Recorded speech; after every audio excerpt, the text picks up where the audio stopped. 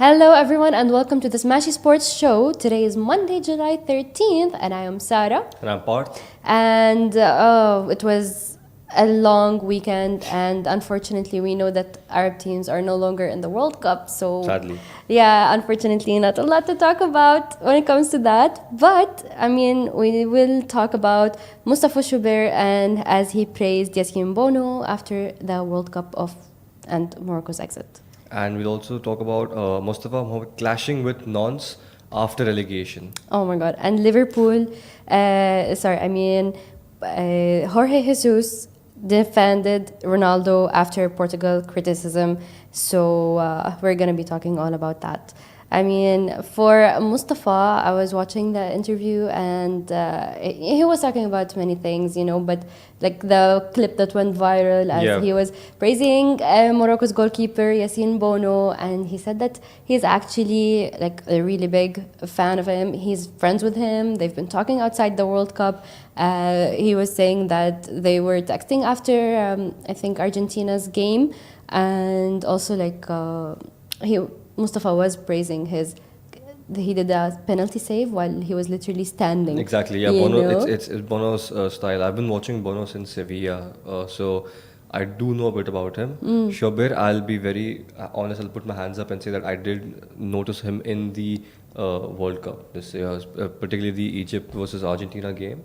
But like, it's nice to see two Arab goalkeepers praise each other because they've both had insane tournaments. Yeah. Like, both of them have been key standouts for their teams. Like even in the France game, Bono kept Morocco in it, and like who knows if luck was on their side, they could have went to go and win that game. So these are two extremely strong and reliable goalkeepers. I mean, you talk about Shobeir, he had his hand on both of Argentina's first two goals. So it's beautiful to see both of them coming together and calling Bono one of the best keepers in Arab history. Yes. I'd arguably go and say he's number one because I think the level of influence that he's had and just how strong and dominating he is as a keeper on his team. Like it's a feeling when you see a goalkeeper and you can just be like, okay, we are safe in goal. Not many keepers can have that sort of influence, and I think Bono is easily up there in with not just Arab history but like in terms of like all time. It's a goalkeeper's presence and like he does not let a lot of goals in. So honestly, like it's a very, very good to see this. Yeah, I mean, when he saved Mbappe's penalty, I was like, oh, how did that happen? I was at a screening and I'm used to like Mbappe, like his penalties are gonna definitely go in, I mean, I did have that like hope and faith in Bono, but it was still so beautiful to see. And to also see Mustafa Shobeir's, he saved Messi's penalty. Can you imagine that? Yeah, exactly. Like that goes in history. Like Messi and Mbappe missing penalties in the World Cup with like, both these keepers saving it is like, it's something amazing, and both of them coming together, it's just, Yeah. I mean, Mustafa did say that he was basically being asked about what he feels, people comparing him with Bono, and he said it's honestly like something beautiful, it's beautiful to be compared with Bono, as he went on to say how much he admires him, how highly he thinks of him, and all the interactions that they have together, But I mean, we're so sad to see that we're not gonna get more of that traction in the World Cup, but we're looking forward to the next World Cup, and we're looking forward to see them in their own clubs. Exactly, yeah. Hopefully, Mustafa has been getting proper, like, really good offers, so I don't know what he's gonna do and what we're gonna see of him in the future. It's been a goalkeeper tournament, this World Cup. I feel like, it's starting with Bosnia getting 40 million followers, and then, these two just stepping up, and like, it cannot get bigger than the World Cup. So performing consistently in a tournament like this, I mean, there's going to be very good offers on the table for both of them. Yeah, definitely.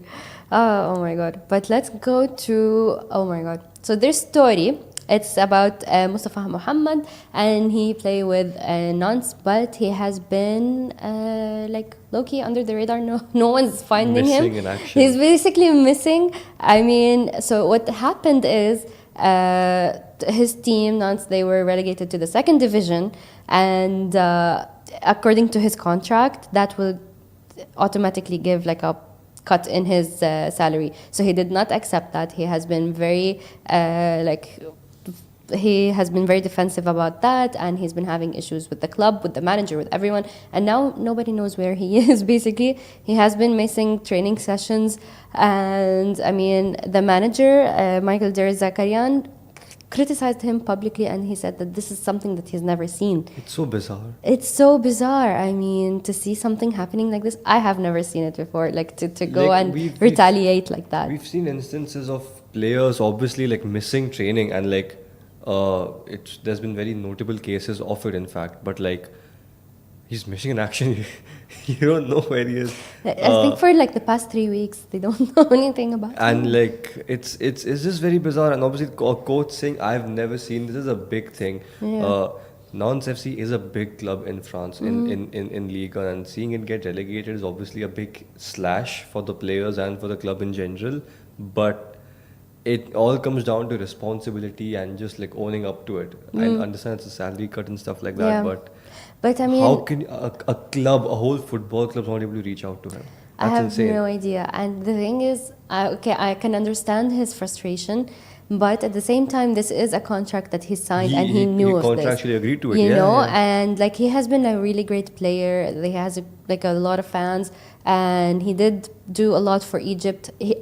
Like with all the shenanigans that have been happening, Hussam Hassan like left him out of the squad for Yeah. this World Cup, you know. Yeah. Otherwise, he probably would have been playing the World Cup, you know. So, but and also like Nantes have been passing down offers that of clubs who want him. So like he's stuck basically. And I it think. also does take a hit because after seeing this behavior, not many clubs would want to go for him. Like 100%. any club will see a behavior No and be matter like, how that talented you could be are. us next time, and he could do the same thing with us. So it's a very bizarre situation. His future at the club does look uncertain, but honestly, you don't know what punishment or how they'll be treating him. Right? Different clubs take different approach. Maybe they might just keep him on the bench. Like it's the classic way to teach any player a lesson is by keeping him on the bench. He is going to get paid whatever it is. It's a reduced amount, but he's going to get paid. But another option is just not even making him bench, like just not taking him in the squad at all. I think that takes a massive hit to a player's reputation and ego. 100%. I mean, and for example, also to see that he is missing trainings, this will give him more fines, so he's like losing more money. It's I don't understand. I mean, it is a pay cut. I think the best way would have been to just tell the club that I want to leave. And like leave on good terms, or Exactly. even if you're leaving on bad terms, you're still leaving and you're like going to another club and not doing any shenanigans of such sort. But this is a bit weird. Like this is very here and there. I've not seen something like this before. I agree with the coach on this. So let's see what happens with this. It's a very like happening story. I mean, we're gonna keep you guys following up with the story, obviously, whenever we get information. But oh my God, okay, so let's travel to Portugal. Portugal. Yeah. Let's go to Portugal from Saudi. Yeah. Yeah. Jorge Jesus is Portugal's new head coach, obviously following their exit in the World Cup this summer. It was not a good World Cup for them, if you're being very honest. They had a very, very poor performance in arguably all of their games, barring Uzbekistan. So Jorge Jesus has previously coached Ronaldo at Al Nassr. They've won a lot with him, and Ronaldo, obviously being Ronaldo himself, has faced a lot of criticism from the fans. So Jorge Jesus has come out and said, I defend Ronaldo, he's not the problem. And because this was an ongoing thing completely for Portugal, that, if they play without Ronaldo, they'll be better, 41-year-old, this and that. You cannot have a go at someone who's on par to score 1,000 goals. So he came out and said that he's not the problem. Some people won't understand. And he does know how to manage Ronaldo. Like we've seen it before. Yeah. That's what he's saying. That okay, so for example, he said that he is the symbol of Portuguese football, so you can't have the Portugal team without Ronaldo, with him still playing. If he had retired or whatever, okay, that's like a different case. We're gonna have to move on with that, but he is still playing, and he said that he does know exactly what you were saying, that he does know how to manage Ronaldo and to bring out the best of him. So I mean, am I looking forward to see what Portugal is gonna do? It's gonna be really interesting because they've had Roberto Martinez as a coach, who he is well reputed, but like when it comes to golden generations as such, Portugal are a team who have a very good group of players, very good crop of players, and then people did expect a lot from Roberto Martinez in Portugal, that he has got Bruno Fernandes, he has got Joao Felix and this and then that, and ultimately they failed big time. Even in, like, apart from one easy game, they did not do much. So Jorge Jesus has been proven at club level significantly. So it's going to be exciting to see how he plays with Ronaldo with the Euros coming up in 2028. And the big question here is, if they do go on to succeed with him, not necessarily win the Euros, but just succeeding in general, when you are seeing that there's a good build-up of games happening, which you did not see with Martinez pre-World Cup. So this raises the question of, will Ronaldo play in the 2030 World Cup? Because the occasions leading up to it, when you look at it in terms of Portugal, it's the 2030 World Cup. Ronaldo will be about 45 years old. Jorge Jesus, new coach, from Al Nasser, they both know each other, and it's happening in Portugal. This is going to be very interesting to see for both of them, in terms of watching them in Saudi, in terms of watching them over here as well. Like, I mean, can you come back from announcing publicly your retirement, or like? Messi's done it. Yeah. Oh, okay. Yeah. Okay, so because Ronaldo did say that this is his last World Cup, but before that he said that there's nothing certain and that he'd want to play with his son. I've been saying this multiple times because I've read this somewhere, obviously, but he did say that he wants to play with his son, hopefully, like at some level, But I mean, I do hope that he does come back from retirement. It is a bit of a dream for everyone, obviously, but like, I think stuff like this will always be in the air. The same thing happened with both Messi and Ronaldo in 2022, where when Messi won, he said, well, I don't know, 2026. Everyone thought he would not play. Obviously, it's the sensible decision. Same thing with Ronaldo, but he is someone who's going to push himself, who's going to be like, you know what, like, I can give my best shot one more time. And seeing Jorge Jesus in that team, he is someone who knows how to get the best out of players, like the best out of players. I'm not going to make comparisons here, but when you have such a wonderful young crop of players with like Joao Felix and João Neves and Vitinha and Nuno Mendes and etc., with Ronaldo leading the line, this could be set up for something very interesting. And in his own words, he said that people are genuinely undermining Ronaldo. They don't understand, like, he's not a problem. And he called him a symbol of Portuguese football. So, strong defending, it's exactly what Ronaldo and the Portuguese team want right now, after all the hate and the blizzard of the criticism coming towards them. So it's going to be really interesting to see how he manages. I think we'll start seeing it from the next Euro qualifiers and then the Euro itself. Yeah. Let's just see how it goes. Hope it goes interesting. We all want Portugal to obviously be good at the world stage. Yeah, definitely. I mean, it's for Ronaldo's sake. Otherwise, I'm not a fan of the Portugal team, except for like Joao Cancelo and. I mean, Felix, I wouldn't say that I am a big fan of him. I'm biased because he did, like, Felix for some point play at Barca. From Al Nasser. Okay, Felix yeah, I know. From Al Nasser, Cancelo from Al Hilal. Like, he knows these players from the league as well. He knows these players, So for me, I don't know. These are the only people that I might like from the Portugal team. I mean, I've only supported them if I did support them because of Ronaldo. I feel like he's very like I don't know. I feel like that team that he's in does poorly for him.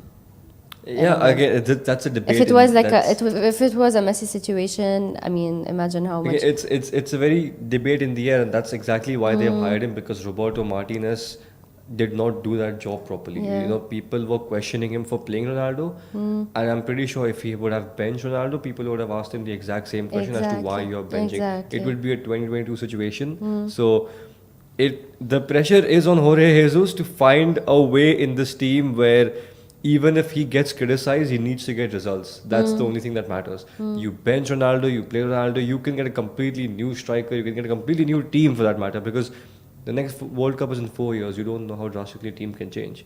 Portugal 2022 is not the same as Portugal 2026.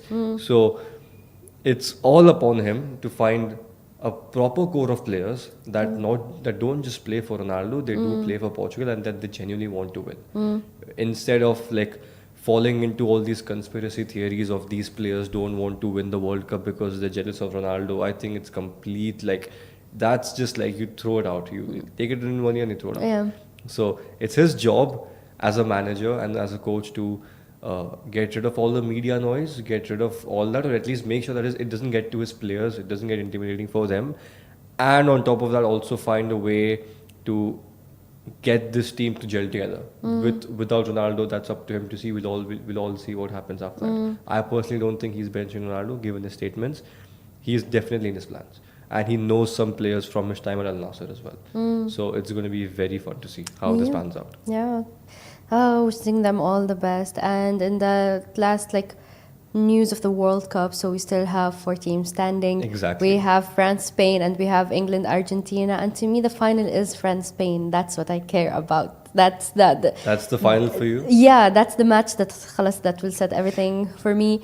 And it's a very enjoyable game for me. Yeah. Whether we win or lose, Spain. Even England, Argentina is going to be very It is going to be really good. Given the history. Do you think England might do it and win it this year? Is it coming home? I don't want to give statements on it. Yeah. But with the way Argentina are playing, I will not be surprised to see England put a lot of goals past them. Yeah. That's the only thing I'm going to say. I hope so. Who I want to win, I'm not going to say it here. Yeah. But yeah. I mean, 2022 Sara is clashing with this Sara over Argentina, But yeah, so tomorrow it's going to be France-Spain at 11 p.m. in our time in Dubai. And Wednesday, July 15th, my birthday, it's going to be 11 p.m. England-Argentina. So let's see how my night ends. But yeah, thank you everyone for tuning in. This was a Smashi Sports Show, Smashi Sports Production, part of Augustus Media Podcast Network. And we do say that we have 80,000 listeners all over our network. So thank you to all of you. And we're going to see you tomorrow, same time. Bye. Bye.